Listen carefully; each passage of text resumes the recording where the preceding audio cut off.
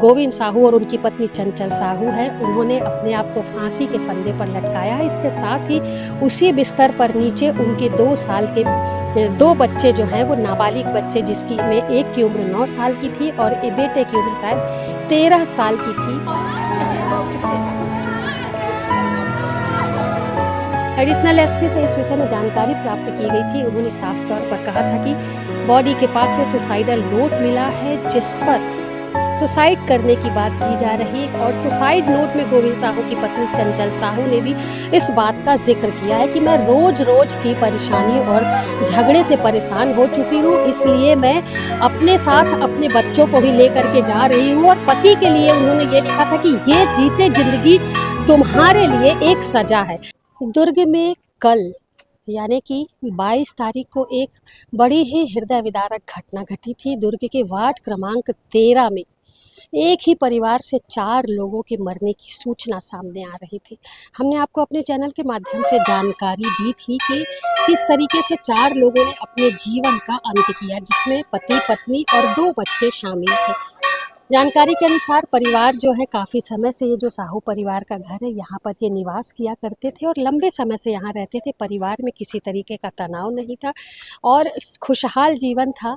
कुछ ही दिन पहले बालाजी में सभी ने बाल को दान करके आया था और जगन्नाथपुरी भी गए हुए थे, ऐसी भी जानकारी मिल रही है। पड़ोसियों से जानकारी मिली तो आपस में जो मोहल्ले वालों से व्यवहार था वो काफ़ी अच्छा था, सभी अच्छे थे। लेकिन अचानक से रात में 22 तारीख को ऐसा क्या हुआ कि जब पुरी से लौटने के बाद पूरे परिवार ने एक साथ जगन्नाथपुरी का प्रसाद ग्रहण किया, खाना खा के अपने अपने कमरे में सभी गए और अचानक सवेरे जब सास दरवाज़ा खोलती हैं, बाहर जब किसी की आवाज़ नहीं आती, अपने बेटे बहू के कमरे में जाती हैं, दरवाज़ा खोलती, खिड़की से देखती हैं तो उन्हें वो मंज़र दिखाई देता है जिसे वो बर्दाश्त नहीं कर पाती हैं और एकाएक घर से चीख पुकार की आवाज़ आने लगती है। चीख पुकार जब होती है तो मोहल्ले वाले जो है वो एकत्रित होते हैं, तब पूरी घटना का खुलासा हो पाता है कि शायद जो गोविंद साहू और उनकी पत्नी चंचल साहू है, उन्होंने अपने आप को फांसी के फंदे पर लटकाया है। इसके साथ ही उसी बिस्तर पर नीचे उनके 2 साल के 2 बच्चे जो हैं वो नाबालिग बच्चे, जिसकी में एक की उम्र 9 साल की थी और एक बेटे की उम्र शायद 13 साल की थी, उनका शव जो है वो बिस्तर पर पड़ा हुआ है। जानकारी ऐसी भी थी कि बच्चों को पहले मारा गया है, उसके बाद पति पत्नी ने अपने आप को फांसी के फंदे पर लटकाया है।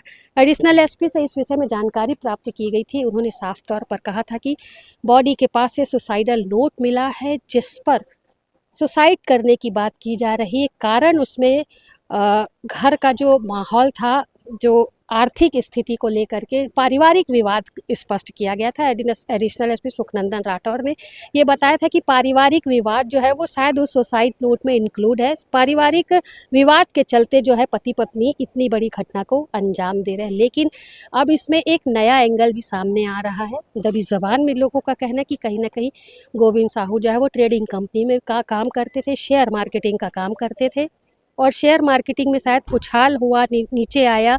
उसके बाद उन्होंने ये घटना, कर्जदारों से परेशान होकर के घटना को अंजाम दिया। इसके बाद एक बात जो है वो और की जा रही है, वो ये कि शायद गोविंद साहू जो हैं उनका किसी महिला के साथ अवैध संबंध था और सुसाइड नोट में गोविंद साहू की पत्नी चंचल साहू ने भी इस बात का जिक्र किया है कि मैं रोज रोज की परेशानी और झगड़े से परेशान हो चुकी हूँ, इसलिए मैं अपने साथ अपने बच्चों को भी लेकर के जा रही हूँ। और पति के लिए उन्होंने ये लिखा था कि ये जीते जिंदगी तुम्हारे लिए एक सजा है।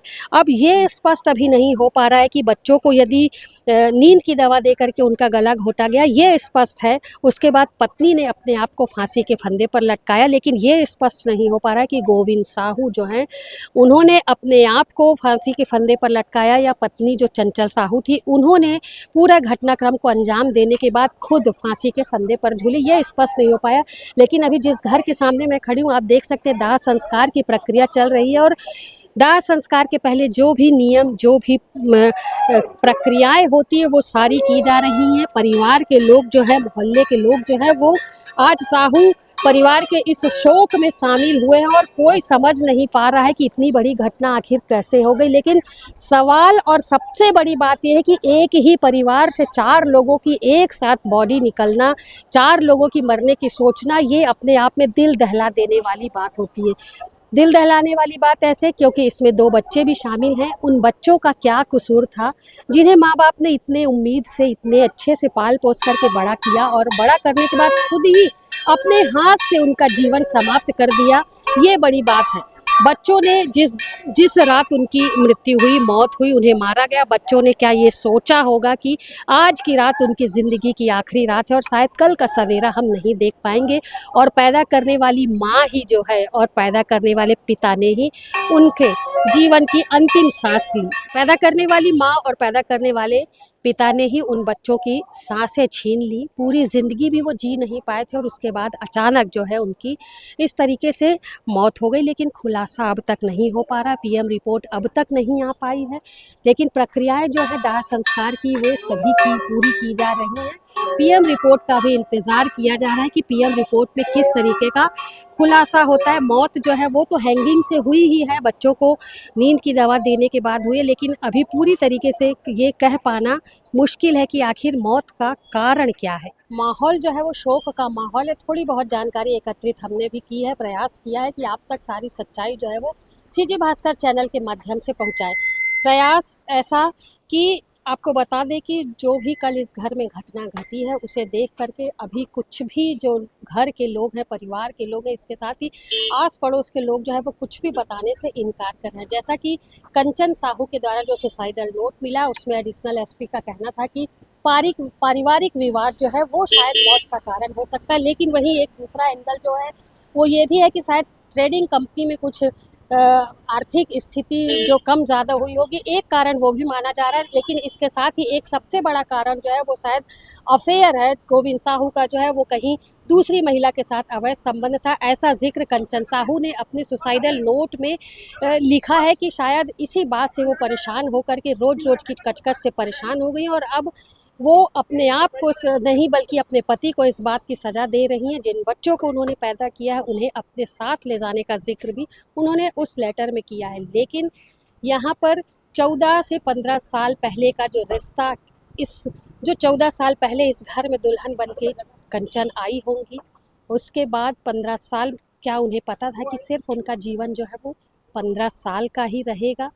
15 साल जीवन बिताने के बाद इस परिवार का अंत हुआ। इससे 2 परिवारों के बीच जो है वो भी जो है संबंध खत्म हुए। सामाजिक जो है इस स्तर भी उनका जो है वो सामाजिक स्थिति भी खत्म हुई। इसके साथ ही जो 2 बच्चे जिन्होंने पूरी दुनिया नहीं देखी थी, अभी वो खड़े ही हो रहे थे, तब तक उन्हें मौत को गले लगा दिया गया। ज़बरदस्ती जो है वो मौत को गले लगा दिया गया। तो ये काफ़ी दुःख और काफ़ी संवेदना वाली बात है कि आखिर जो घटना यहाँ पर घटी है उस घटना का जिम्मेदार कौन है? क्या आर्थिक स्थिति, मानसिक तनाव या फिर जो लव अफेयर वाली बात आ रही है, ये फिलहाल पीएम रिपोर्ट जो है वो अभी पूरी नहीं आ पाई है। पीएम रिपोर्ट आने का इंतज़ार है। लेकिन आपने देखा कि पूरे विधि विधान से चारों लोगों की बॉडी इस घर से निकल चुकी है और अब उनका अंतिम संस्कार किया जाएगा। अंतिम संस्कार के बाद जो भी बातें निकल करके सामने आएंगी वो यदि जानकारी हो पाई तो हम आप तक पहुंचाने का प्रयास ज़रूर करेंगे। लेकिन फ़िलहाल आप देख सकते हैं कि